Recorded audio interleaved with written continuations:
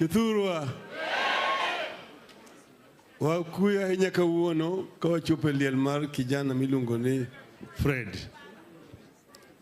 Ana biro kawuono ka kwaro.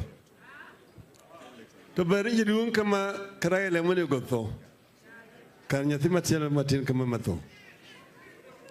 Nikech Raila ko tho tiko ni mano tindo romogo.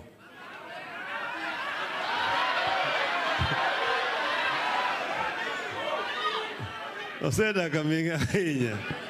Kamano. Taneno kaka okikre. Eric Nikairi gijaode. Kodagi mare. Ma wache ni Muriega rengi. Karibuni sana hapa kwenye pale mbana yetu Ugenya. Amora henya kawarwa kwelo mobiro kawuono mar kokonyo ko Fred. Fred ni giri gi magi osiepena. Nan kodi gimiluongo ni Chashil.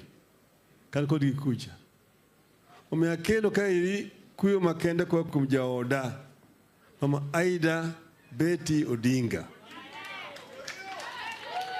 Mara reyo kwa kumnyarumiluongo ni Rosemary Adhiambo Odinga. Mara dek miluongo ni Raila Odinga Junior.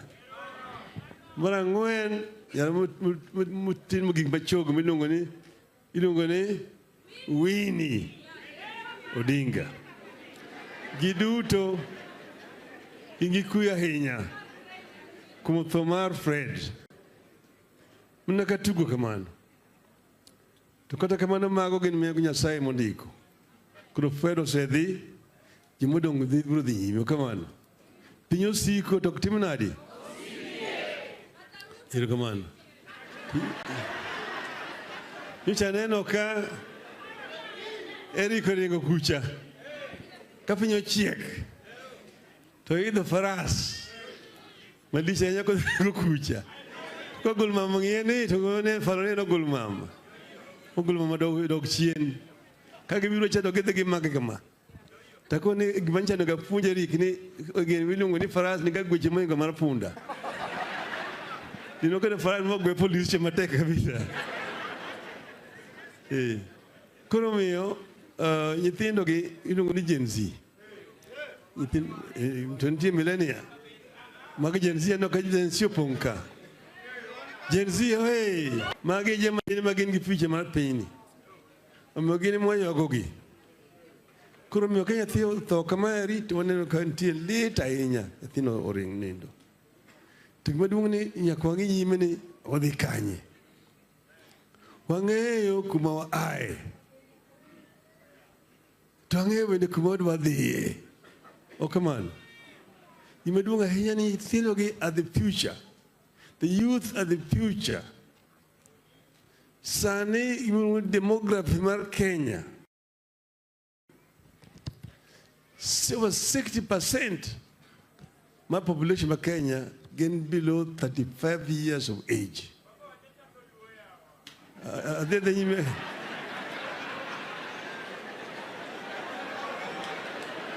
Come on. Koro miyo. Awacho ni mang'eny jomani Kenya sani gin kijandi. Mani ebo higni 35. Gin ema mang'iyo gima dhi nyime kucha. Gik masebedo kwa timo te watimo ni kijandi. Mondo kijande obed gi future maber molo mane wadonge. To gima timore sani Kenya ka nitie mudho mapek ahinya. Nyocha ne gima timore nyocha uneno.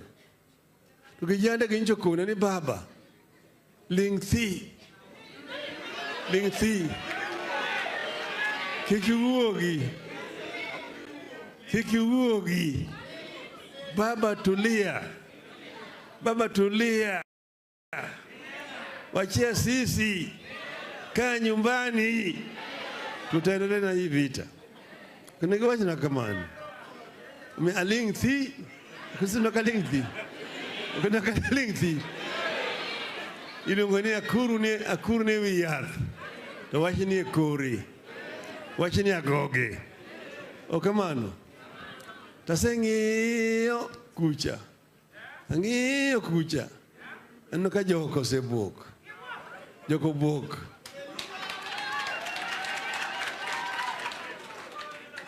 Giseng'e ni en kodha hiti. Mabiro. Obiro gi kalausi. Kiyomiyo gibok ahinya. To kijande onego chung' motegno. Nyasaye wacho ni gima kijande wacho ka. Ok en wach mar pesa manchi wacho ni finance bill. Gin gik mang'eny manie wechego. Weche miwacho ng'eny ka. Kijande mang'eny mosesomo maber, man kod degree, man gi certificate mabeyo beyo, to onge gi tich. Gimene ndara. To wane wawacho ni gi jo Azimio ni wang'e kaka wadhi timo gigi. Gine gikone gin gitiyo miluongo ni hustler.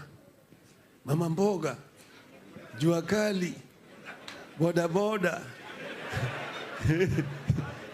Hiyo takataka yote. Kiwacho kamano. Kako gidhi gichopo kacha. Koro tamo gikuma giaye, gikuma gidhiye. Koro gitema to ok nyalre. Gitema to ok nyalre. Tema to ok nyalre. Ta jokwe bende odonje dala. Makiyama to kwelo kuo. Kiyama jakuo, kiyama jakuo. Koro megi keke magidhiye. Ana wacho ni jothurwa. Jothurwa mondo chunga motegno. Kama wadhiye cha obro dhiye. Obro donjo. Gimanyo timore nyocha ni. Pek molo gimilungo ibunge ni vote of no confidence. Uwinjo. Mary and vote of no confidence ma jopiny. Jopiny wacho nang'o gionge confidence e bunge, gidonjo magituro magidhi kucha magichiemo e iye. Gidhi bende e ofis mar Chief Justice magidonje. Ikone in, mono kelo shida ni. Sako machama chando jo sana giduto te wamna kuomuka. Kuna gwacho ni kamano. Thuruto be gikone ni Zakayo mondo lor piny. Okamano. Teno nigi wacho nang'o yogi confidence on the three institutions: executive, judiciary, and legislature. Okamano. Wabunge manawacho ni no.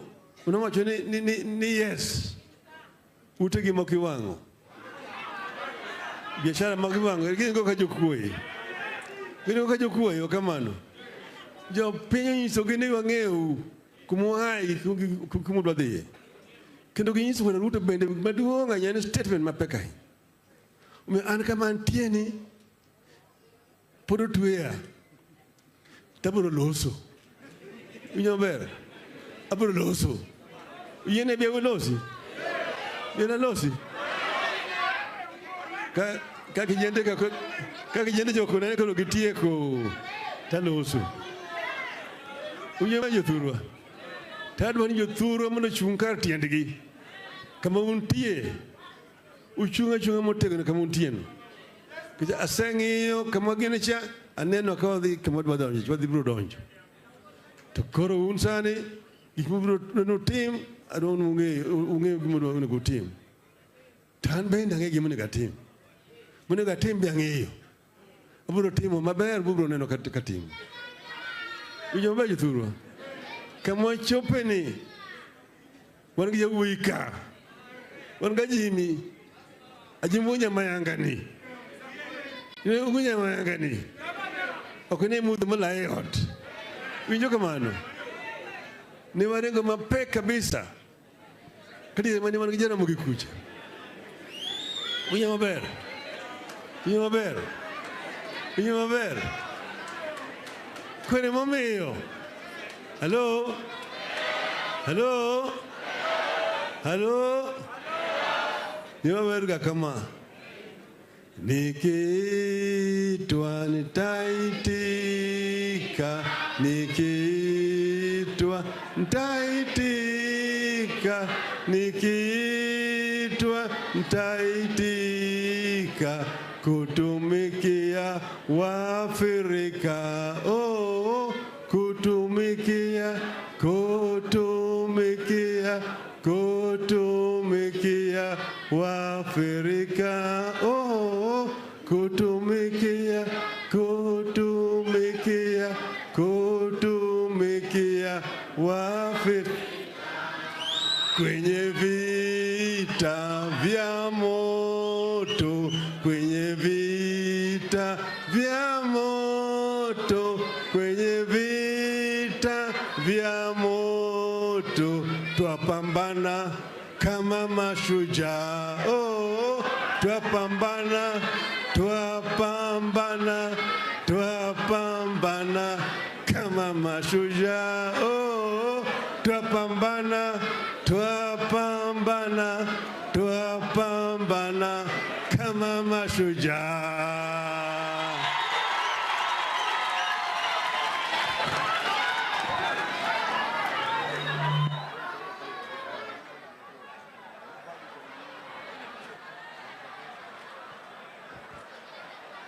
Check.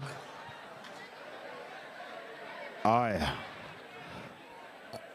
Asante. Kanisa. Kisumu Worship Team, then Sitam Church. Asante sana baba. Thank you so much. Ladies and gentlemen.